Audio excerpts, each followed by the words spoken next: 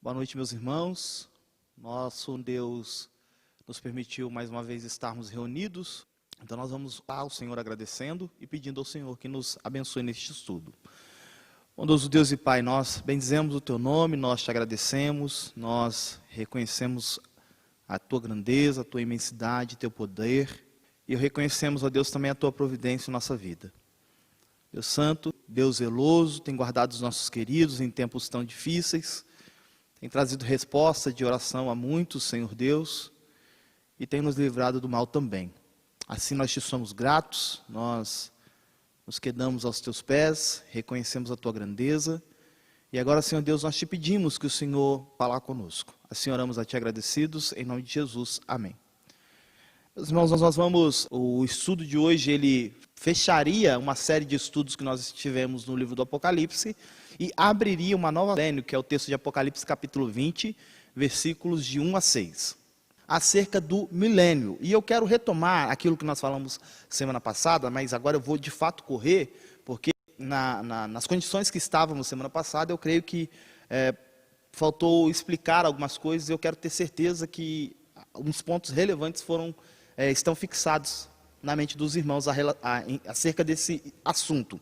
Então veja, a pergunta mais pertinente quando nós lemos esse texto é: quando é que o milênio acontecerá? Quando é que o milênio acontecerá? E para nós respondermos essa pergunta, eu disse então que nós precisávamos ver 4 questões. A primeira delas é relembrar as abordagens hermenêuticas, que são elas: preteristas, historicistas, futuristas e idealistas. Na verdade, todos em singular, não sei porque eu falei no plural. Mas veja, nós vimos semana passada essas abordagens, eu mostrei para os irmãos como cada uma dessas abordagens interpreta um texto apocalíptico, e essas abordagens hermenêuticas têm naquilo que cada um afirma acerca do milênio, tá bom? Eu disse que nós veríamos as 4 correntes milenaristas ou milenistas, e nós vimos o pré-milenismo, histórico e dispensacionalista, vimos o pós-milenismo e vimos também o amilenismo. Hoje faremos uma análise crítica às correntes milenistas ou milenaristas, e não vai ser uma análise crítica apenas de 3, vamos dizer assim, vamos descer a lenha nas outras, não. Eu procurei ser justo e trazer questões pertinentes a cada uma das correntes milenistas. E os irmãos vão perceber que eu sou amilenista, eu trouxe bastante questões acerca de como o amilenismo lida com alguns textos bíblicos. E por último, nós vamos de fato nos deter no estudo do texto bíblico, mais sobre a questão da visão preterista, em que os preteristas interpretam que o cumprimento das profecias do livro do Apocalipse se cumprem primariamente até o ano de 70 do ano do Senhor, mas alguns também chegam até o ano 100, tá bom? Essa é a visão preterista. A visão historicista, ela compreende que os eventos se cumprem pontualmente na história, ou seja, há apenas um derramar de taças, há apenas um ressoar de trombetas, há apenas, no caso, os 7 ali, né? Mas isso acontece de forma pontual na história e não linear, como nós tanto falamos no nosso estudo sobre o Apocalipse. Vimos aqui as questões, os pontos positivos, vimos os pontos negativos. Falamos sobre a visão futurista, que entende que as profecias do livro do Apocalipse se cumprem, na verdade, bem próximo da vinda de Cristo, e algumas, inclusive, durante essa vinda, ou seja, como a vinda de Cristo acontece em 2 etapas, algumas das profecias se cumprem antes da vinda de Cristo, durante essa vinda de Cristo e até depois desta primeira etapa da segunda vinda, tá bom? E por último, nós falamos da abordagem idealista, que compreende o texto do livro do Apocalipse como uma representação da antítese entre Cristo e Satanás, e demonstra o total controle de Cristo sobre a história. Tá? Essas são as abordagens, e sempre quando nós tomamos algum caminho na interpretação do livro do Apocalipse, precisamos estar embasados em alguma delas, né? Aí nós falamos sobre o pré-milenismo, sobre as correntes milenaristas ou milenistas, e nós falamos sobre aplicação, depois falamos sobre o pré-milenismo dispensacionalista. Mostramos aqui o nosso esquema, depois um novo esquema. Vimos, em primeiro lugar, o pré-milenismo histórico. Uma das alguma das análises críticas que eu fiz no artigo que eu publiquei lá na Igreja de Pinheiros. Então, os irmãos que estiverem interessados também, quiserem ter acesso a esse arquivo, só colocar no Google aí, o Milênio de Apocalipse 20, certamente vai aparecer aí para os irmãos. A condição essencial para o pré-milenismo histórico é que há duas ressurreições. Quer dizer, neste fundamento, muito do pré-milenismo histórico rui. E aí o Huckman vai identificar porque os pré-milenistas históricos vão afirmar que, embora o texto, eles vão apelar para o texto de 1 Coríntios 15, 22 a 24. Eu quero ler esse texto com os irmãos, se puder ser projetado aí. Veja só, diz assim: porque assim como em Adão todos morrem, assim também todos serão vivificados em Cristo. Cada um, porém, por sua própria ordem. Cristo, as primícias, depois os que são de Cristo na sua vinda. E então virá o fim, quando ele entregar o reino ao Deus e Pai, quando houver destruído todo o principado, bem como toda a potestade e poderes históricos, eles pegam esse texto e falam assim: olha, há uma ressurreição de Cristo, intervalo entre a ressurreição dos ímpios. Fica é que 1 Coríntios, Paulo não está sugerindo que haverá uma ressurreição de incrédulos 1000 anos após a ressurreição dos crentes. Nós não percebemos isso. O texto simplesmente ignora qualquer referência sobre a ressurreição dos ímpios. Não é que ela não vai acontecer, é que naquele texto, em 1 Coríntios 15, Paulo não está querendo falar sobre a ressurreição dos ímpios. Paulo está falando acerca da volta de Cristo e da ressurreição dos crentes. Então, imaginar que porque há um hiato muito grande entre a ressurreição de Cristo e a ressurreição dos crentes, é possível pensar em um hiato muito grande, ou seja, durante o milênio, entre a ressurreição dos crentes e dos ímpios, é uma inferência que não parece ser justa à interpretação das Escrituras. Tá? Então, essa condição está ruim aqui. Porque, de fato, quando nós lemos 1 Coríntios 15, esse texto não nos parece estar falando que há uma diferença, uma diferença de tempo entre a ressurreição dos crentes e dos ímpios. A terceira crítica do Huckman acerca disso é o retorno do Cristo glorificado para um período aqui na Terra em que o pecado e a morte ainda aconteceriam, violaria a finalidade da sua vinda e, consequentemente, da sua glorificação. Eu me lembro que semana passada eu disse para os irmãos que o reinado milenar para os pré-milenistas é uma coisa meio estranha, é um antegosto que ao mesmo tempo é um desgosto da eternidade, porque nada impediria que a eternidade chegaria, mas porque, vamos dizer assim, porque deu vontade de ter um milênio, acontece um milênio em que os santos estão aqui na terra, estão desfrutando de coisas boas, mas ainda convive com ímpios, ainda convive com pecadores, ainda enfrenta a morte, aquela coisa toda, embora isso tudo em um grau bem menor. Mas o reino milenar para o pré-milenista não é nem como a era atual e também não é nem como a era da eternidade, a próxima, vamos dizer assim, né, a era vindoura. É uma coisa estranha. E Huckman identifica isso. Não faz sentido Cristo vir com seus anjos ressurretos, glorificados, Cristo também com o corpo glorificado, vir para viver em um mundo que ainda há pecado e ainda há morte, ainda há tristeza. Então não faz muito sentido esse reino milenar dos pré-milenistas históricos, é meio estranho. Aqui eu reproduzo a fala do Huckman, já agora no seu livro A Bíblia e o Futuro, ele diz assim: o milênio dos pré-milenistas, portanto, é algo como uma anomalia teológica. Não é nem completamente como a era atual, nem completamente como a era por vir. Com certeza é melhor do que a era presente, ou seja, é melhor do que agora, mas fica muito atrás de ser o estado final da perfeição. Para os santos ressurretos e glorificados, o milênio é um adiamento agonizante do estado final de glória, pelo qual eles aguardam tão ansiosamente. Para as nações rebeldes, o milênio é uma continuação da ambiguidade da era presente, no qual permite ao mal existir enquanto atrasa seu julgamento final sobre ele. Então, o milênio, de fato, é uma anomalia teológica, é uma coisa estranha para os pré-milenistas históricos, tá bom? E para os dispensacionalistas também, porque a concepção sobre o milênio aqui é quase a mesma. Então, essa é a primeira crítica que nós vemos do pré-milenismo histórico. Eu estou dizendo que é impossível alguém ser bíblico, reformado e ser pré-milenista histórico? Não, eu só estou dizendo que existem críticas e que, como os irmãos vão ver, que todas as correntes milenistas, elas são passíveis de críticas, né? Vamos avançar aqui. Agora, acerca do pré-milenismo dispensacionalista. Diz assim: A teoria se baseia numa interpretação literal dos delineamentos proféticos do futuro de Israel e do reino de Deus. Aqui é uma crítica, na verdade, do Berkoff. E o que o Berkoff está querendo dizer? É que os pré-milenistas dispensacionalistas, eles olham para os textos de promessa a Israel do Antigo Testamento, e também um texto muito famoso, né, que é o texto de Romanos 11, em que se fala ali sobre a restauração de Israel.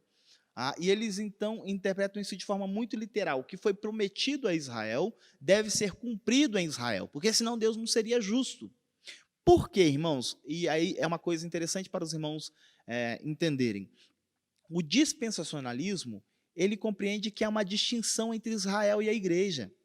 A igreja seria como que uma vírgula na história de Deus com a nação de Israel. Porque a nação de Israel foi tão rebelde durante várias dispensações, Deus resolveu inserir a história da igreja, mas a história da igreja não era um projeto inicial. Tá? É claro que eu estou aqui sendo bem simplista, né, nas declarações, não são simples assim como os pré-milenistas falam, os dispensacionalistas falam, mas é como se de fato a história da igreja fosse uma vírgula entre a história de Deus com Israel. E as promessas que foram feitas a Israel devem se cumprir em Israel, porque Israel é Israel, igreja é igreja, e as duas coisas não são e não compõem o mesmo povo de Deus, tá bom? E o que o Berkoff vai identificar aqui é que existem textos do próprio Antigo Testamento falando acerca dessa restauração de Israel que não dá para ser interpretado literalmente. Por exemplo, Jeremias 31, dos versículos 31 a 34. Vamos ver esse texto? Jeremias 31, 31 a 34. Diz assim, eis, aí vem dias, diz o Senhor, em que firmarei nova aliança com a casa de Israel e com a casa de Judá. Opa, promessa de restauração. Não conforme a aliança que fiz com seus pais no dia em que o tomei pela mão para os tirar da terra do Egito, porquanto eles anularam a minha aliança, não obstante eu os haver desposado, diz o Senhor. Porque esta é a aliança que firmarei com a casa de Israel depois daqueles dias, diz o Senhor. Na mente lhes imprimirei as minhas leis, também no coração lhes escreverei. Eu serei o seu Deus e eles serão meu povo. Não ensinará jamais cada um ao seu próximo, nem cada um ao seu irmão, dizendo, conhece ao Senhor, porque todos me conhecerão, desde o menor até o maior deles, diz o Senhor. Pois perdoarei as suas iniquidades e dos seus pecados jamais me lembrarei. Agora, no versículo de número 33, é dito que Deus imprimiria em suas mentes e em seus corações a lei do Senhor, as suas leis. Ele diz assim, na mente lhes imprimirei as minhas leis, também no coração lhes escreverei. Isso dá para ser aplicado literalmente? Será que de fato é isso que vai acontecer? Deus vai abrir a mente de cada um e vai escrever em cada uma das mentes a lei de Deus? Será que Deus vai fazer uma operação, abrir o coração e escrever as suas leis no coração? Não, a gente interpreta isso de forma figurada, não dá para interpretar isso literalmente. Mas o que na verdade o Berkoff vai dizer é que os dispensacionalistas estão interessados demais na interpretação literal demais do texto. E não precisa ser assim. Então, se a condição essencial do pré-milenismo histórico é a dupla ressurreição, a condição essencial do dispensacionalista é essa distinção entre Israel e a igreja. É por isso que eu disse lá atrás que esse é um dos motivos porque você não encontra reformados aderindo a essa posição pré-milenista dispensacionalista. Porque todos os reformados são adeptos da teologia da aliança. A aliança que foi feita a Abraão alcança também o povo do Novo Testamento. Nós somos filhos de Abraão. Né? Então, se nós somos filhos de Abraão, significa que não há nenhuma distinção entre nós, a igreja atualmente do Novo Testamento, e a nação de Israel, porque Deus, embora tenha iniciado o seu plano de salvação com um povo específico, ele sempre contemplou as demais nações, como é o caso do Novo Testamento. Então, a primeira crítica é essa, de que as interpretações dos textos são literais demais, de que essa distinção entre Israel e igreja não é tão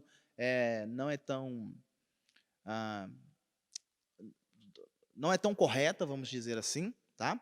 A segunda crítica que nós temos aqui é que a teoria da pós-posição é desprovida de toda a base bíblica. O que é essa teoria da pós-posição? É esse hiato que eu disse aos irmãos, é essa vírgula que acontece entre a história de Deus e Israel, em que a igreja é ali inserida. Tá? O próprio Berkoff vai dizer, como se Jesus não tivesse falado de um único rebanho e um único pastor em João 10,16. Ou seja, a igreja do Novo Testamento é também o Israel do Antigo Testamento e vice-versa. Tá? Mais críticas, e os irmãos vão perceber que haverá mais críticas aqui acerca do dispensacionalismo. Por quê? Porque nós somos reformados e a gente identifica vários pontos em que há um equívoco muito grande dos dispensacionalistas, e apenas para os irmãos, a título de informação, na sua grande maioria, hoje, as igrejas são pré-milenistas dispensacionalistas. Elas são pré-milenistas dispensacionalistas porque, na sua teologia, elas são dispensacionalistas. Eu canso de falar isso, mas eu não me canso de repetir, essa frase, né, hoje nós vivemos no tempo da graça, é uma frase dispensacionalista. Não, desde Adão nós vivemos no tempo da graça. Se não fosse a graça de Deus, era para Adão ter morrido. Não era para Deus continuar tendo uma aliança com Adão, com Noé, com Abraão, com Moisés. Não. Mas é porque nós, desde o Antigo Testamento, estamos debaixo da graça, que a gente não precisa fazer essa distinção. Não, nós vivíamos no tempo da lei, agora estamos debaixo da graça. Não.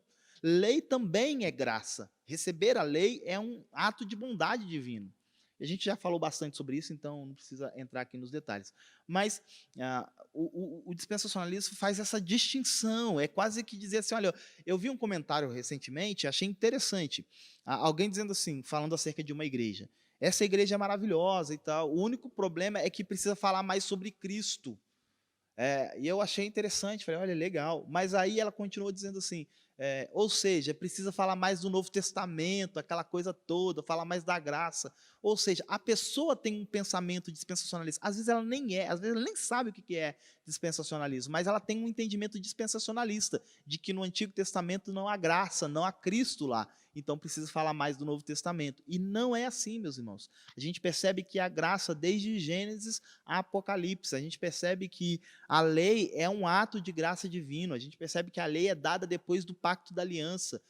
Tanto que começa o resumo da lei moral de Deus, lá em Êxodo 20, é que Deus começa dizendo assim, eu sou o Senhor teu Deus, que te tirei da terra do Egito. É como se Deus dissesse, olha, eu já fiz algo por vocês. Então, porque eu já fiz algo por vocês, está aqui o modo em que vocês vão me agradar, e vão andar nos meus caminhos, e vão evitar o pecado e tal.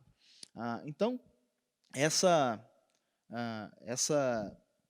deixa eu retomar a ideia aqui, né? Então, essa teoria de que a igreja é uma vírgula entre a história de Deus e Israel não é uma teoria bíblica, ela não está correta. O que mais que nós temos? Nós temos aqui uma outra crítica de Berkoff falando que essa teoria também está em flagrante oposição à descrição escriturística dos grandes eventos do futuro, a saber, a ressurreição, o juízo final e o fim do mundo. Não haverá mais uma leve indicação de que estão separados por 1000 anos, à exceção do que se vê em Apocalipse 20, 4-6. Tá, então o que o Berkoff está querendo dizer aqui, meus irmãos, é que a teoria do pré-milenismo dispensacionalista separa em um lapso de 1000 anos, seja ele literal ou não, porque tem muitos pré-milenistas dispensacionalistas e históricos que não falam em milênio literal, ou seja, num período de 1000 anos perfeitos, vamos dizer assim, mas, de qualquer forma, há um hiato entre os sinais que apontam para a vinda de Cristo e o cumprimento desses sinais. Ou seja, você tem algumas coisas acontecendo, depois vem o milênio, e depois outras coisas vão acontecer, mas a Bíblia não parece descrever isso. A Bíblia parece descrever a vinda de Cristo para juízo, a Bíblia parece descrever que, depois que Cristo vem, o estado eterno é inaugurado e não o milênio. Tá? Então, alguns vão apelar para esse texto de 2 de Pedro 3,8. Vamos olhar esse texto? 2 de Pedro 3,8. Veja só, visto como pelo seu... 3,8. Está 1,3. Há, todavia, uma coisa, amados, que não deveis esquecer, que para o Senhor um dia é como 1000 anos, e 1000 anos como um dia. Então, muitos vão pegar esse texto e vão dizer assim, olha, de fato a Bíblia não fala sobre esse intervalo entre o milênio e o juízo e tal, mas lembre-se que para o Senhor um dia é como 1000 anos, e 1000 anos é como um dia. Aí o Berkoff vai dizer, pois é, mas esse argumento pode se voltar contra eles também, porque a ideia então de que um milênio aconteceria não poderia ser, de fato, um único dia de reinado milenar? Se 1000 anos para Deus é como um dia e um dia é como 1000 anos, então alguns pegam esse texto para dizer assim, sim, a Bíblia não fala sobre essa diferença de tempo entre o milênio e o juízo, mas lembre-se que para Deus um dia é como 1000 anos. Mas se você inverter isso também, então o reinado milenar poderia ser apenas um dia, não é isso? Então a gente percebe que há algumas forçações em cima de alguns textos, tá? Além disso, né, uma quarta crítica aqui acerca do pré-milenismo dispensacionalista. Não há qualquer fundamento bíblico para o conceito pré-milenista de uma dupla, ou tripla, ou até quádrupla ressurreição. E é interessante porque eu disse para os irmãos que para o pré-milenismo histórico, a dupla ressurreição, ou seja, a ressurreição do crente antes do milênio e a ressurreição do ímpio depois do milênio, é a condição essencial da sua, vamos dizer, da sua proposição milenista, né? Mas o pré-milenista dispensacionalista acredita não apenas em uma dupla, como uma tripla e às vezes até em uma quádrupla ressurreição. Ou seja, é ressurreição de crente antes da vinda de Cristo, é ressurreição de crentes que se convertem depois, durante o período da tribulação. Então, há muita coisa esquisita assim, nessa questão sobre o pré-milenismo dispensacionalista acerca dessa ressurreição. Né? Eles identificam várias ressurreições nessa etapa final da vinda de Cristo, o que parece não ser e não condizer com o texto bíblico. Um texto que vai nos mostrar isso é o texto de João 5, 28 e 29, que parece dizer que todos ressuscitarão no mesmo dia, uns para juízo e outros para a glória eterna. Vamos ler esse texto? João 5, 28 e 29? Diz assim, não vos maravilheis disto, porque vem a hora em que todos os que se acham nos túmulos ouvirão a sua voz e sairão. Todos ouvirão e sairão. Os que tiverem feito o bem para a ressurreição da vida e os que tiverem praticado o mal para a ressurreição do juízo. Então, o texto parece descrever que todos ressuscitarão no mesmo dia, no mesmo tempo, uns para juízo e outros para a vida eterna. Tá? Então, essa dupla ressurreição, tripla e mais, não parece condizer com as descrições bíblicas. Também, como foi uma crítica, né, ao pré-milenista histórico, ou ao pré-milenismo histórico, é também difícil pensar como uma parte da velha terra e da humanidade pecadora poderá coexistir com uma parte da nova terra e de uma humanidade já glorificada. É aquilo que nós já falamos, é muito estranho pensar em um período de milênio em que santos, junto com um Cristo glorificado, e os santos também ressurretos e glorificados, estarão vivendo em um mundo de pecado, em um mundo de engano. E muitos vão dizer, não, mas isso será reduzido a quase zero. Mas ainda existirá, não importa. Então, não faz muito sentido, é incoerente, né? E por último, o Berkoff vai dizer que uma boa exegese requer que as passagens obscuras da Escritura sejam lidas à luz de outras mais claras e não vice-versa. O que o Berkoff está querendo dizer aqui é que a única base escriturística para a teoria do pré-milenista dispensacionalista é Apocalipse 20, de 1 a 6. Tá? E mesmo assim, esse texto sendo interpretado com as lentes hermenêuticas erradas, ou seja, ele sendo lido com a interpretação incorreta. E todos vão concordar, tanto que nós estamos gastando tempo com esse texto, de que esse não é um texto fácil, ele é um texto difícil, ele não é um texto simples, ele fala de questões importantes. E se este é um texto importante, relevante, todavia ele também é um texto isolado, você não encontra outros textos falando deste reinado milenar. Você encontra outros textos falando de um reinado dos santos, você encontra outros textos falando sobre outras questões, mas você não encontra um texto específico falando sobre um reinado milenar. Então, é só o texto de Apocalipse 20.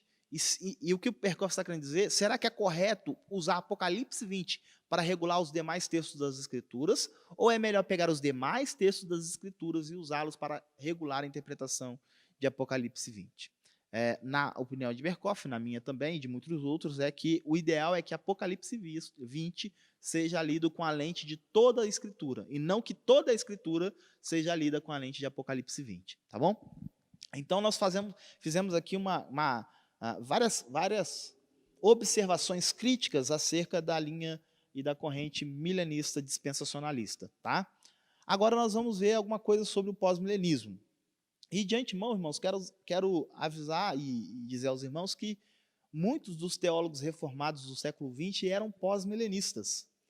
Então, é aquilo que eu disse, não dá para você bater o martelo e dizer assim, não, os melhores teólogos são isso, são aquilo, não. Você tem bons teólogos defendendo cada uma dessas linhas milenistas, né? Milenaristas ou milenistas. E o pós-milenismo é uma linha que no século XX muitos reformados aderiram. Mas vamos a algumas observações acerca dessa corrente. As profecias do Antigo Testamento retratam o estado final da comunidade redimida. Por quê, irmãos? Muitos vão pegar, então, se o dispensacionalista pega o texto do Antigo Testamento e diz isso tem que se cumprir em Israel, o pós-milenista vai dizer assim, não, isso não precisa se cumprir em Israel, isso pode se cumprir na igreja, mas isso tem que se cumprir. E parece muito lógico isso, né? Mas o que a gente precisa entender é que muitos dos textos que estão descrevendo ali uma nação restaurada, um estado aperfeiçoado ou coisa nesse sentido, estão retratando o estado final da comunidade redimida. Por exemplo, quero ler com os irmãos esse texto, é um texto que eu preguei aqui na Betel, Isaías 65, de 17 a 25. Vamos ler esse texto? Por quê? Porque muitos pensam que esse texto esteja falando do milênio. E é interessante que esse texto não parece estar falando do milênio. Veja só. Pois eis que crio novos céus e nova terra, e não haverá lembrança das coisas passadas, jamais haverá memória delas. Mas vós folgareis e exultareis perpetuamente no que eu crio, porque eis que crio para Jerusalém alegria, e para o seu povo regozijo. E exultarei por causa de Jerusalém, e me alegrarei no meu povo, e nunca mais se ouvirá nela nem voz de choro e nem de clamor. Não haverá mais nela criança para viver poucos dias, nem velho que não cumpra os seus, porque morrer aos 100 anos é morrer ainda jovem, e quem pecar só aos 100 anos será amaldiçoado. Eles edificarão casas e nelas habitarão, plantarão vinhas e comerão seu fruto. Não edificarão para que outros habitem, não plantarão para que outros comam, porque a longevidade do meu povo será como a da árvore, e os meus eleitos desfrutarão de todas as obras de suas próprias mãos. Não trabalharão de balde, não terão filhos para a calamidade, porque são a posteridade bendita do Senhor, e os seus filhos estarão com eles. E será que antes que clamem eu responderei, estando eles ainda falando, eu os ouvirei? O lobo e o cordeiro pastarão juntos, o leão comerá palha como boi, pó será a comida da serpente. Não se fará mal nem dano algum em todo o meu santo monte, diz o Senhor. E esse texto é interessante, porque esse texto fala sobre trabalho, fala sobre ter filho, esse texto fala sobre alegria, sobre comer aquilo que planta, sobre habitar naquilo que constrói. E muitos vão dizer, está vendo, esse texto está falando do milênio. Só que é interessante.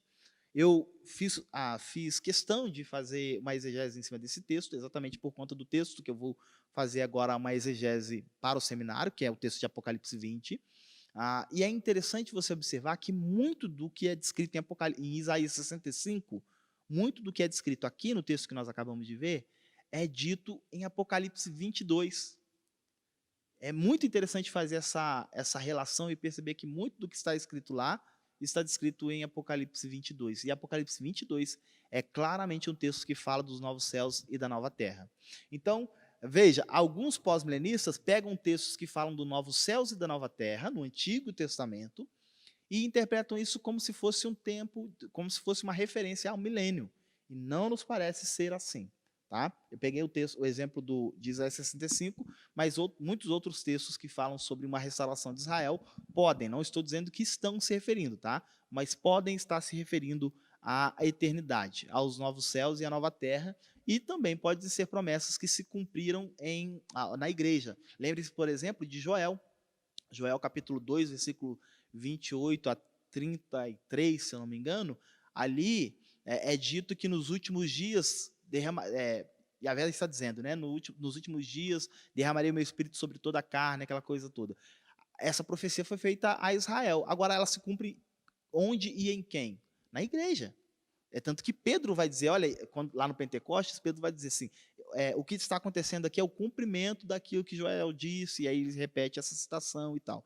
Ou seja, promessas que foram feitas à igreja se cumprindo, promessas que foram feitas a Israel se cumprindo na igreja. Então, a gente percebe que muitas das vezes há essa confusão de textos que estão falando do estado eterno, e muitos pensam que estão falando do milênio, e não parece ser isso. Inclusive, aqueles que são mais curiosos podem dar uma olhada em alguns comentários acerca de Isaías 65 e vão ver que ali muitos vão usar o termo falando, olha, aqui está falando do reino milenar, aquela coisa toda.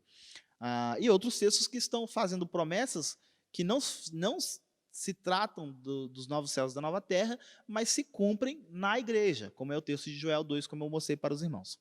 Pois bem, essa é a primeira crítica. A segunda crítica que nós temos aqui é que não nos parece que a grande tribulação de Mateus 24 e a apostasia de 2 Tessalonicenses 2 tenha acontecido até o ano 70. Então, veja, agora aqui os irmãos vão entender por que nós fizemos aquela abordagem lá no início das abordagens hermenêuticas, né? Muitos pós-milenistas, eles são preteristas na interpretação do livro do Apocalipse. Eles imaginam que muitas daquelas coisas já se cumpriram na época do Antigo Testamento, na época do ano 100 antes de Cristo, depois de Cristo. O ano 70, o ano 100 depois de Cristo. Então eles pensam que a grande tribulação já passou, que a apostasia já aconteceu. Então agora o que nos reserva, de fato, é esse reinado milenar. Mas não parece ser justo e pensar assim e olhar para alguns textos que falam da grande tribulação, que falam da apostasia, como se referindo a alguma coisa que já aconteceu. Muito pelo contrário. Como nós percebemos ao estudar o livro do Apocalipse, a gente percebe que são coisas que aconteceram, que acontecem e que acontecerão no futuro. Tá? Então, a gente faz uma interpretação mais linear desses eventos. Né? Uma terceira crítica aqui acerca desse pós-milenismo é que a expectação pós-milenista de uma era dourada, futura, anterior à volta de Cristo, não faz jus à tensão contínua na história do mundo entre o reino de Deus e as forças do mal. O que Berkhoff está querendo dizer aqui, irmãos, é que imaginar que as coisas, ser otimista demais quanto à história, é isso, né? Ser otimista demais quanto à história não parece ser a postura correta, porque a Bíblia nos mostra que a tensão entre o império das trevas e o reino de Deus, ela aumentará a cada momento, vamos dizer assim. E por ocasião da volta de Cristo, essa tensão será terrível. A Bíblia fala que se aqueles dias não fossem abreviados, ninguém seria salvo, embora os pós-milenistas vão dizer que aquele texto esteja falando de eventos que aconteceram do ano 70, ou até o ano 70, ou até o ano 100 depois de Cristo, então não diz respeito aos nossos dias. Mas não, parece que a Bíblia deixa claro que essa tensão, que essa guerra entre esses dois reinos, no qual o reino das trevas já está derrotado, mas essa tensão ela vai se intensificando, ela vai se evidenciando cada vez mais, não nos deixa olhar para o futuro com um olhar tão otimista. Tá? Muitos vão dizer que a milenista é pessimista, e de fato é quase isso mesmo, porque a gente interpreta as escrituras vendo Mateus 24 como um alerta. Olha, preparem-se. É isso mesmo, é tanto que Jesus diz assim, olha, ali é só o princípio das dores, né? Então preparem-se, as coisas não vão melhorar, elas tendem a piorar cada vez mais. Então essas são as três, na verdade existem mais duas críticas aqui acerca do pós-milenismo. Então essa outra crítica ela está ligada ao que a gente acabou de falar, né? A época imediatamente anterior ao fim será uma época de grande apostasia, de tribulação e de perseguição. Então, se você consegue comprovar, escrituristicamente falando, de que o que caracterizará o tempo da volta de Cristo é um período de grande apostasia, um período de grande tribulação, um período de grande perseguição, esta visão otimista da história dos pós-milenistas, ela rui. E aí você praticamente desmorona com essa proposição, porque você demonstra que a Bíblia deixa claro que por ocasião da volta de Cristo, viveríamos dias extremamente difíceis e não dias felizes como se espera de um reinado milenar, tá bom? Por último, né, essa ideia de que o pós-milenista tem uma ideia de que nós entraremos na era dourada, nos anos dourados, vamos dizer assim, que é o período do reinado milenar, de forma quase imperceptível. À medida que o evangelho for se espalhando, as pessoas vão avançando cada vez mais em conhecimento, uma moral vai sendo cada vez mais forjada, uma moral mais elevada, embora a gente perceba que o que está acontecendo é exatamente o contrário, mas o evangelho vai avançando, a moral vai sendo trabalhada e o ser humano vai se tornando um pouquinho menos, vamos dizer assim, né, menos desregrado, e aí começa-se a viver dias melhores. Mas não parece que isso é o que está acontecendo, né? E essa teoria dessa transição quase imperceptível, ou seja, o reinado milenar vai ser inaugurado no tempo que a gente vai nem perceber. De repente, opa, estamos vivendo o reinado milenar. Mas não parece que a Bíblia descreve esse tipo de situação, tá? Pois bem, irmãos, fizemos aqui as críticas às três correntes que eu penso que estão equivocadas acerca do milênio. E agora vamos ver algumas coisas acerca do amilenismo, que é a posição que eu e muitos outros também aderem, tá? Só que eu trago aqui algumas perguntas sinceras que precisam ser respondidas. Veja só, se é essencial que se interprete o capítulo 20 de Apocalipse em analogia ao que é descrito nos capítulos 11 a 14, então de que forma Satanás está preso nos capítulos 11 a 14? Essa é uma pergunta justa. Os irmãos se lembram que na exposição do texto do Apocalipse, eu até mostrei um quadro, né, em que o que Apocalipse 20 está dizendo, você encontra em Apocalipse 11 a 14. Tudo bem. Mas se é assim, como Apocalipse 11 e 14 descreve a prisão de Satanás? Nós não temos nada ali dizendo que Satanás está preso. Pois bem, a resposta que eu trago, eu penso que ela é pertinente, ela diz assim, o texto não descreve que Satanás está preso, e de fato o texto não descreve, mas podemos inferir que suas ações ocorrem por meio das bestas, que é ali que aparecem as figuras da besta que emerge do mar e da besta que emerge da terra. A pergunta que fica é, por que é que Satanás está atuando por meio das bestas? Né? Mas se Satanás não está preso, ao final da sessão, que é Apocalipse 12 a 14, nada se lê que ele será preso. O que fazer então? Então eu estou tentando agora reverter aquela pergunta. Olha, muitos vão dizer, não, Apocalipse 11 a 14, se é paralelo ao Apocalipse 20, Apocalipse 11 a 14 não fala da prisão de Satanás. Pois bem, não fala. Mas Apocalipse 11 a 14 também não fala da prisão de Satanás. Logo que se descreve Satanás, ali a figura de Satanás, das bestas, fala de um juízo. Então é para se pensar que também não haveria uma prisão? Entende? Uma outra pergunta sincera, né? E que a gente precisa pensar: como o diabo está impedido de enganar as nações? Segundo, aí esses dois textos são interessantes. Segundo o texto de 2 aos Coríntios 4:4 e de 1 João 5:19. Vamos ler esses dois textos?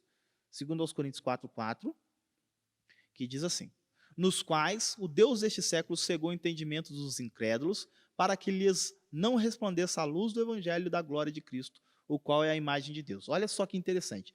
O Deus deste século cegou o entendimento. E a pergunta é, então como o diabo está impedido de enganar as nações?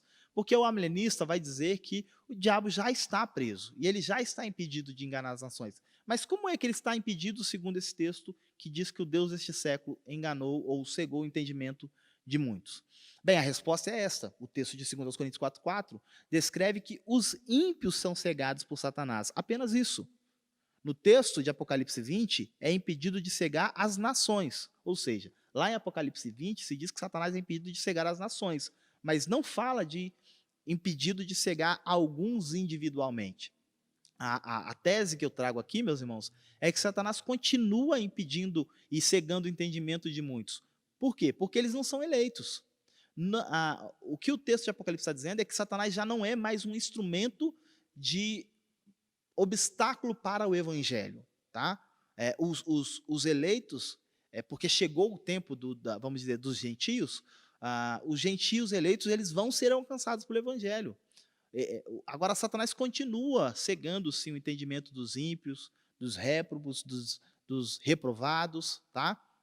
Então, não há nenhuma dificuldade sobre isso. Apocalipse 20 está dizendo que Satanás está impedido de cegar nações, mas não pessoas individualmente, tá? Ele não consegue cegar nações como um todo.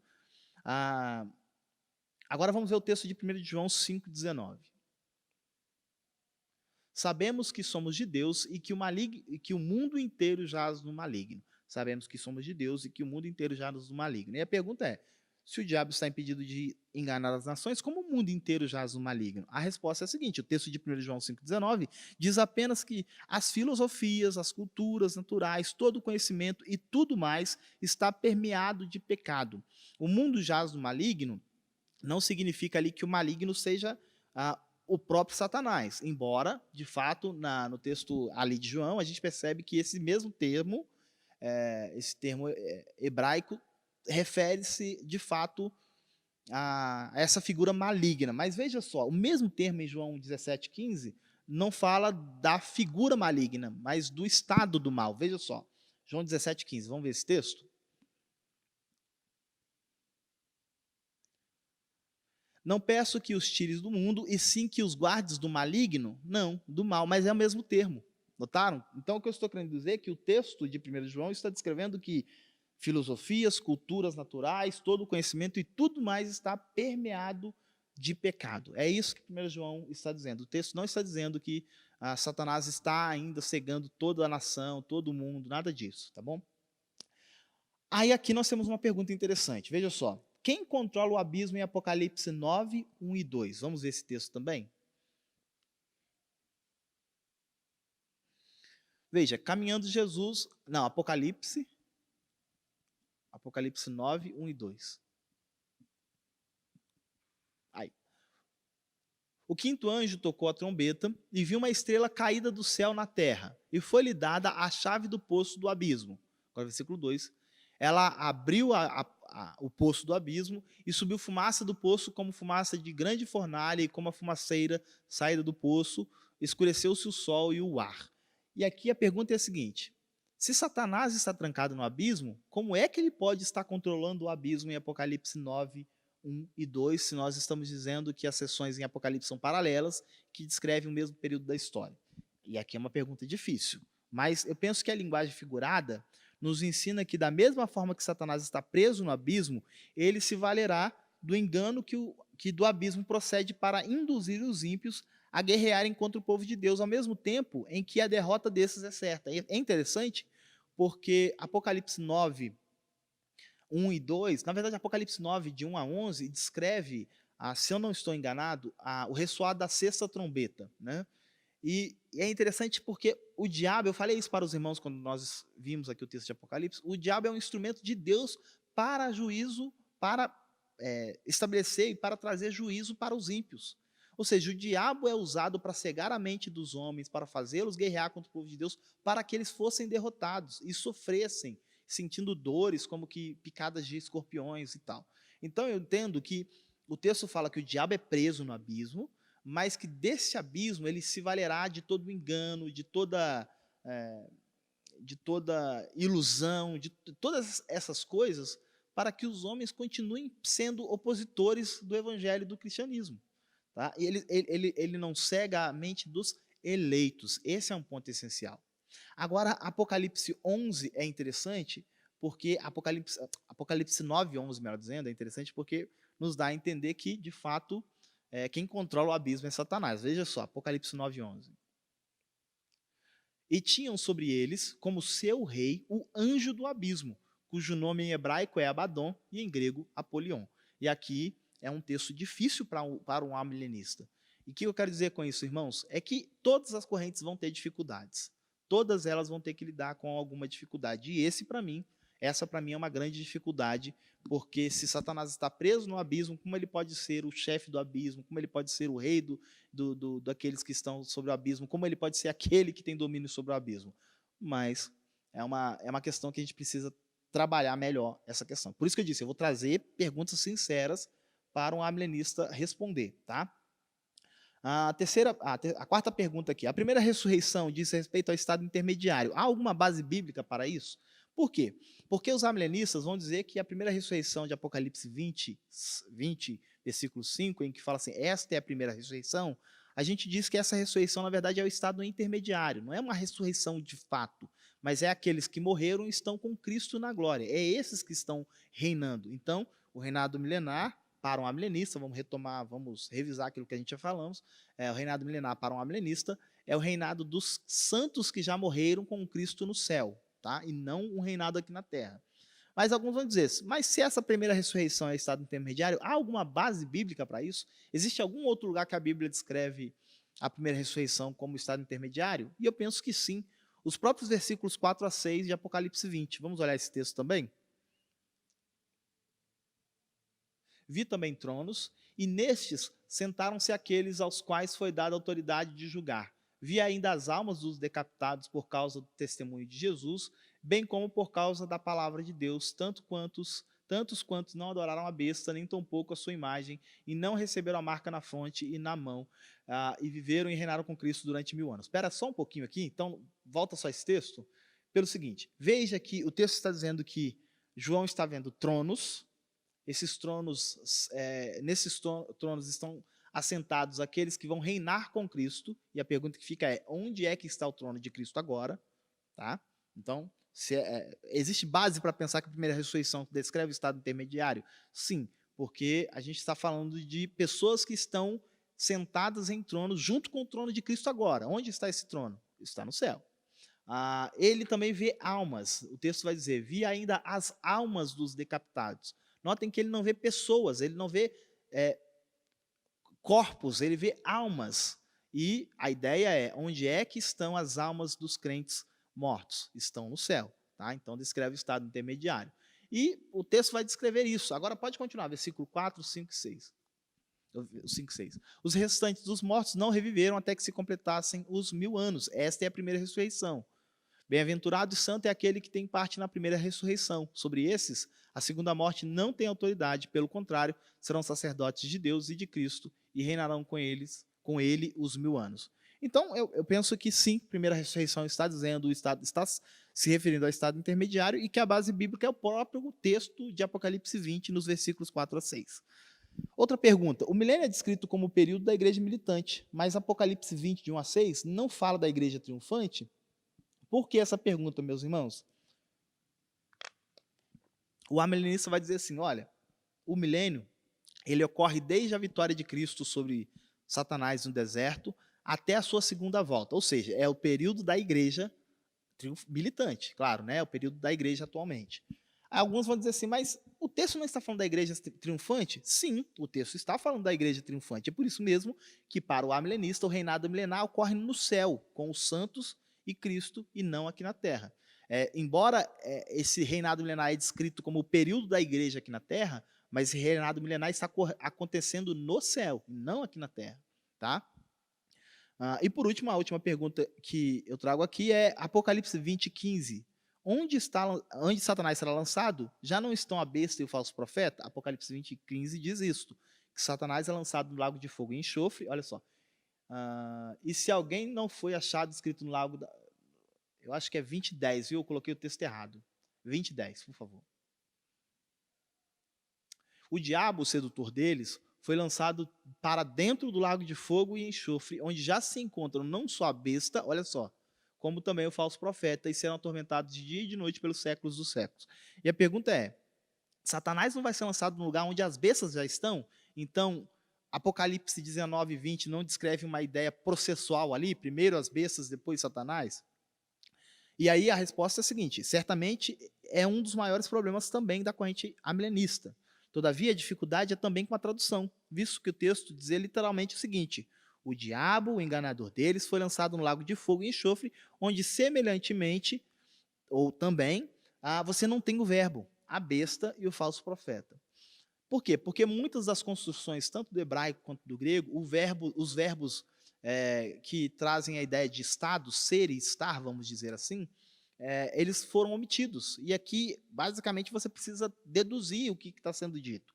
E foi o que os tradutores fizeram. Né? O diabo, o enganador deles, foi lançado no lago de fogo e enxofre, onde semelhantemente já estão a besta e o falso profeta. Mas a tradução já estão, o tempo, né, do verbo, já estão, ele é inferido pela própria tradução. Poderia ser, onde já estarão, onde também estarão, né?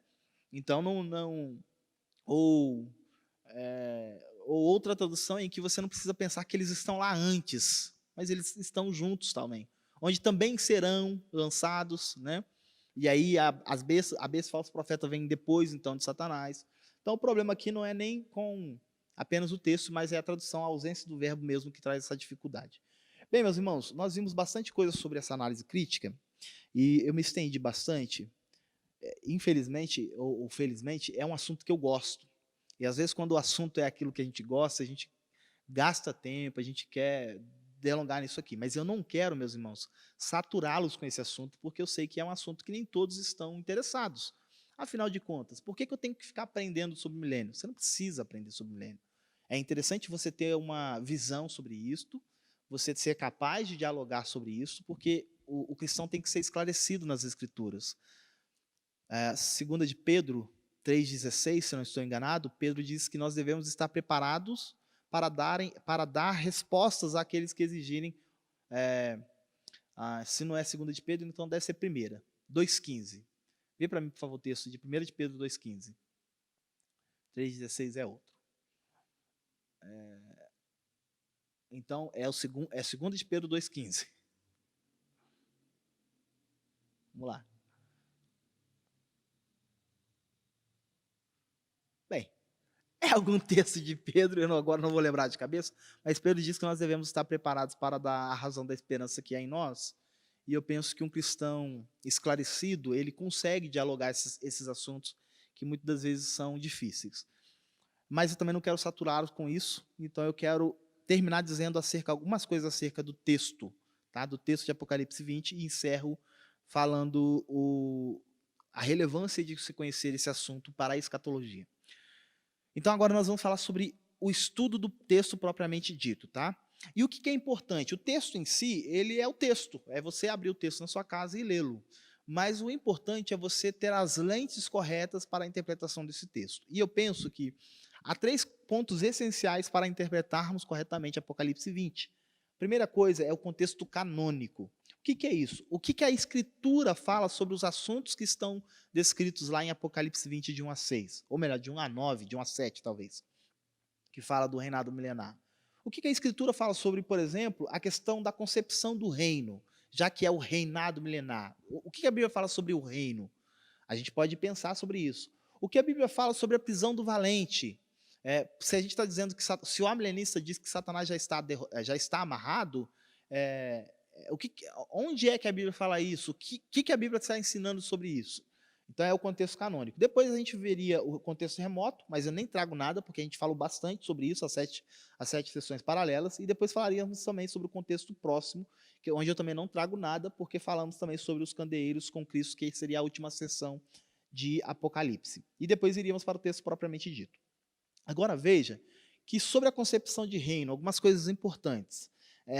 Não é correto, irmãos, imaginarmos que o reino deveria necessariamente acontecer na terra. Por quê? Biblicamente falando, e veja que eu fiz questão de pegar textos em Lucas, para não dizer que estamos selecionando textos, e é um texto em que Cristo está esclarecendo bastante coisa acerca do reino de Deus, e aí a gente percebe que o reino de Deus não se manifesta, ou se manifesta gradativamente, não é uma coisa que vem assim de uma hora para outra, como os pré-milenistas pensam. O reino de Deus contempla também os que estão longe, e aí nenhuma das correntes milenistas vão ter dificuldade, porque todos de fato assumem isso. Mas veja que, por exemplo, os dispensacionalistas teriam dificuldade, porque aqui claramente o reinado milenar abrange Israel e os gentios, tá? Muitos viriam de longe, se assentariam também em tronos. Lucas 13:20 diz que que o reino de Deus não vem com aparência visível, tá? Então, até agora a gente percebe que o reino, esse reino descrito em Apocalipse 20, que tem relações com o reino de Deus, não é um reino que vem de imediato, não é um reino que contempla um grupo seletivo apenas, tá? E não é um reino que vem com aparência visível. Por último, a gente percebe que Cristo, lá em Lucas 19:12, Cristo partiu para tomar posse de um reino e voltar, ou seja, quando Cristo está dizendo ali aquela parábola, o homem de nobre nascimento, que é o próprio Cristo, vai tomar posse de um reino, ou seja, aparentemente o seu reino não é daqui, não está aqui na terra, ele vai tomar posse e depois vai voltar. A parábola é contada, inclusive, para corrigir a expectativa, ou a falsa expectativa da imediata manifestação do reino, Lucas 19:11. E por último, o próprio Cristo diz claramente que o seu reino não é deste mundo. Então, os amilenistas não estão forçando o texto quando diz que o reinado de Cristo, no reinado milenar, não ocorre na terra, ocorre com os santos nos céus. Porque o texto bíblico várias vezes vai mostrar que o reino de Deus não se manifesta de imediato, de que o reino de Cristo não é aqui, que Cristo partiu exatamente para tomar posse de um reino, tá? Então, esse contexto canônico, o que a Bíblia está falando sobre reino é muito importante entender. O que a Bíblia fala sobre a prisão do valente, né? O que Mateus 12, 29 fala sobre isso? É interessante porque, após uma série de curas, meus irmãos, Cristo expulsa um demônio de um homem que é cego e mudo, e ele então passa a enxergar e passa a falar. Versículo 22 lá de Mateus 12. Aí, alguns da multidão se maravilham, né? Eles ficam maravilhados, eles olham para aquele ato e falam, esse não é o filho de Davi e tal, e já há uma clara evidência de que eles estão olhando já para Cristo como o Messias prometido. E aí os fariseus, por ciúme, começam a dizer que Cristo expulsava aquele demônio e muitos outros, porque ele tinha autoridade de Beelzebu, ou ele fazia isso em nome de Satanás. E aí, no versículo 24. No versículo 28, Cristo vai afirmar que se ele expulsa os demônios pelo Espírito de Deus, isso manifesta a chegada do reino de Deus sobre eles. Ou seja, o que Cristo está querendo dizer aqui, meus irmãos, é, olha, eu vim trazer o reino. Olha, você acabou de dizer que o reino não acontece aqui. Veja, ele está expandindo o território do reino. Imagina o Império Romano. Quando o Império Romano aderiu ali à região de Israel ao seu império, isso não significa que a corte do império, não sei se esse seria o melhor termo, mas desconheço um termo que seja mais apropriado, mas a sede do império, vamos dizer assim, fosse em Israel. Não, a sede continuaria sendo lá em Roma. Agora, Israel sentiria os efeitos do império ter alcançado aquele território. O que eu estou querendo dizer, meus irmãos, é que Cristo está dizendo, olha, eu estou começando a expandir o meu reinado. Meu reino há de contemplar muitas coisas, mas o reino, a corte do rei continua sendo o céu. É lá que acontece o reinado de Cristo. Mais um versículo adiante, veja só, o que nós vamos ter? Versículo 29. Agora note a evidência de que o reino de Deus havia contemplado aquelas testemunhas, ilustrado pela prisão do valente. Veja o que diz. Ou como pode alguém entrar na casa do valente e roubar-lhe os bens sem primeiro amarrá-lo? E então lhe saqueará a casa. Mateus 12, 29. Aqui é claro, meus irmãos, o texto em que diz que Cristo estava podendo evidenciar a chegada do reino, a expansão do reino, porque o valente estava amarrado. Dois textos, reino e prisão, juntos aqui em Mateus 12. Então, Mateus 12 é muito importante para a compreensão de Apocalipse 20, de 1 a 6. Daí, aquilo que eu falei para os irmãos, que não trago nada sobre o contexto remoto, porque falamos bastante sobre isso, não trago nada sobre o contexto próximo, porque falamos bastante sobre isso, e aqui veremos, então, o texto, algumas questões relevantes, eu ressalto em negrito aqui alguns termos, o que acontece, Satanás é preso com uma corrente, ou o anjo desce com uma corrente, para que essa corrente? Essa é uma pergunta interessante. Alguns interpretam que a ideia aqui é que João está vendo Satanás preso como um cachorro. Ele está limitado, mas ele ainda consegue ir a alguns lugares. É aquela ideia do limite, mas não completamente limitado, tá? Satanás, então, é preso, ele é ou amarrado, alguns vão traduzir também como amarrado e tal. Há o período ali de 1000 anos, esses 1000 anos não pode ser literal, dificilmente você encontra alguém defendendo 1000 anos literais, tá? E aí depois é dito que é necessário que Satanás seja solto pouco tempo. Aí daí você vê tronos, você vê almas, aquilo que eu já falei, né? Viveram e reinaram com Cristo, os restantes não reviveram. Essa é a primeira ressurreição. A segunda morte não tem autoridade, e eles reinarão com Cristo 1000 anos. Aqui tive que correr, irmãos, por causa do nosso horário, mas nós já encerramos. Aqui eu trago um quadro comparativo, aqueles que quiserem ver com calma depois também poderão, e aqui outro quadro falando sobre as correntes milenaristas ou milenaristas acerca do milênio, acerca dessas posições. Bem, meus irmãos, por que eu penso que é importante aprender sobre o milênio? Porque toda a sua escatologia vai ser regulada pela sua compreensão do milênio. Por exemplo, um amilenista, ele entende que os sinais da vinda de Cristo precisam se cumprir. Ou seja, aquilo que Mateus 24 descreve sobre a vinda de Cristo, aquilo vai acontecer, aquilo está acontecendo e gradativamente está acontecendo cada vez mais. Não que a gente vai conseguir datar a volta de Cristo. Então não está acontecendo. Eu já falei bastante sobre isso também. Sei que os irmãos não vão me interpretar errado. Não que você vai dizer assim, então não está acontecendo, então Cristo não está vindo. Não é para isso, não é isso. Mas o que nós vemos ali são sinais que apontam para a vinda de Cristo. Um amilenista pensa que esses sinais precisam acontecer. Um dispensacionalista não. É por isso que você muitos dizem assim, e se Cristo voltasse agora? Agora aqui, agora. O que você faz se Cristo voltar agora? Aí você fala, um amilenista vai dizer assim, olha, ele pode voltar a qualquer momento, porque ele pode todas as coisas, mas eu sou um amilenista, eu entendo que muitos sinais ainda precisam acontecer e tudo. Agora, nada impede de Cristo voltar particularmente para mim, ou seja, de que eu tenha de me encontrar com ele agora. Isso não impede, mas existem sinais que apontam para a sua vinda, que precisam acontecer. A gente vai falar um pouco mais sobre esses sinais, eu vou explicar um pouco mais sobre isso. Mas a você ter essa posição ajuda você a definir a sua escatologia, a sua esperança. Você se firma.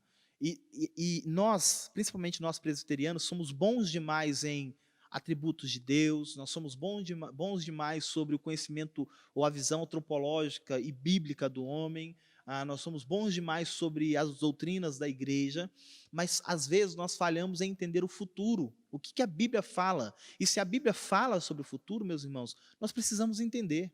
E se a Bíblia fala sobre o futuro, a gente precisa entender que a Bíblia não está querendo nos apavorar, nos desesperar, acabar com a nossa esperança, acabar com a nossa expectativa de futuro. Não, a Bíblia está querendo nos confortar, nos consolar, gerar mais esperança em nós, gerar mais expectativa no nosso coração. É por isso que quanto mais a gente estuda acerca do futuro, mais a gente diz Maranata. Como termina o livro do Apocalipse, meus irmãos? Depois de estudarmos tudo que fala em Apocalipse, como termina a igreja, o Espírito e a igreja dizem vem, Maranata, hora vem Senhor Jesus. A verdade é que quanto mais nós nos aprofundarmos nesses assuntos acerca do futuro, e o milênio é um desses, a gente tem um coração mais voltado para a eternidade e menos voltado aqui para o mundo. Então, por isso que eu gastei bastante tempo com os irmãos falando sobre o milênio. É um assunto que eu gosto, eu sei que às vezes a gente gosta de uma coisa que os irmãos não gostam, então eu não estou aqui também pedindo desculpa, não é isso, mas é por isso que eu eu sempre gasto tempo, eu sempre avanço com o horário por conta dessas questões, tá bom? Semana que vem, se Deus assim nos permitir, nós falaremos sobre os sinais, aí sim nós falaremos sobre os sinais da vinda de Cristo, porque como um bom amilenista eu entendo que esses sinais precisam acontecer, mas vamos explicar melhor sobre isso. Aquilo que eu disse, aqueles que já receberam o arquivo vão perceber aqui alguns quadros, você consegue identificar algumas condições essenciais de cada uma dessas correntes milenistas, você consegue identificar alguns textos básicos onde eles baseiam a sua interpretação do milênio de Apocalipse 20. E a minha oração, meus irmãos, é que os irmãos panhem gosto mesmo sobre esses assuntos escatológicos, sejam confortados, sejam consolados. Eu já falei para um ou outro o motivo do porquê eu gosto tanto de estudar o futuro sobre o Apocalipse, numa fase, vamos dizer assim, em que eu estava questionando se eu era um cristão ou não, na minha adolescência para a juventude, eu fiquei pensando que coisa mais terrível seria a eternidade, segundo a minha interpretação de eternidade, que era eu estar lá no céu com as duas asinhas com uma harpa na mão, tocando a eternidade inteira, fazendo blom, blom, blom naquele negócio. Eu falei, não é possível que a eternidade seja um negócio tão chato assim, e eu fui estudar acerca de escatologia exatamente para dissipar essas dúvidas, ao mesmo tempo em que eu fui cada vez mais ficando maravilhado, dizendo, é assim que é o futuro? Então eu quero isso. Isso eu quero. Se o futuro é esse, essa eternidade não é de ficar tocando blom, blom, blom na harpa, então eu quero essa eternidade aí. Porque eu pude perceber que não era uma coisa... E de fato, irmãos, eu ficava desesperado. Eu falava, meu Deus, o que é a eternidade tocando harpa e andando, rindo para todo mundo? Não faz sentido para mim.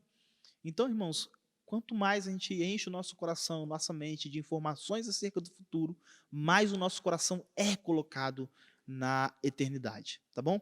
É isso, irmãos, nós vamos orar encerrando. Deixa eu ver se temos aqui algum pedido de oração ou alguma pergunta? Pedido nós não temos. Pergunta nós não temos, então oraremos encerrando. Bondoso Deus e Pai, nós te damos graças, Senhor Deus, pela rica oportunidade que é estudarmos assuntos tão importantes, ao mesmo tempo muitos deles, Senhor Deus, esquecidos e até difíceis mesmo, mas nós te damos graças, Senhor Deus, porque tivemos a oportunidade de aprendermos um pouco mais sobre o reinado milenar. Ajuda-nos, Deus, a compreender essas coisas, a olhar para a Escritura com temor e tremor, a não inserir nela a nossa interpretação, mas também, ó Deus, não nos eximirmos de interpretar o que a Bíblia nos ensina. E, ó Deus, aqueles que puderam compreender este estudo, puderam perceber a relevância de conhecer acerca das correntes milenistas, que possam entender, Pai, que essa interpretação regula as demais proposições sobre a sua escatologia, a sua esperança sobre o futuro. Independente das correntes que cada um daqueles que estão nos assistindo, a Deus, possam aderir, o importante é que o coração deles possam também ser colocados na eternidade e tirados um pouco da vida terrena. Essa é a nossa oração, esse é o nosso clamor, que o Senhor faça com todos aqueles que estão nos assistindo aquilo que o Senhor fez com teu servo um dia, quando na minha pequena inocência eu disse, eu quero viver a eternidade com o Pai, porque isso é maravilhoso. Ó Deus querido, que o Senhor possa fazer isso com os meus irmãos, e agora, Senhor Deus, leva-nos em segurança aos nossos lares, abençoa aqueles que estão em suas casas, nos dê uma boa semana na Tua presença, prepara o nosso coração e a nossa vida para a Santa Ceia do Senhor, que ocorrerá no final de semana, que a nossa expectativa possa estar, ó Deus, nesse momento de comunhão, em tempos tão difíceis como o que estamos vivendo.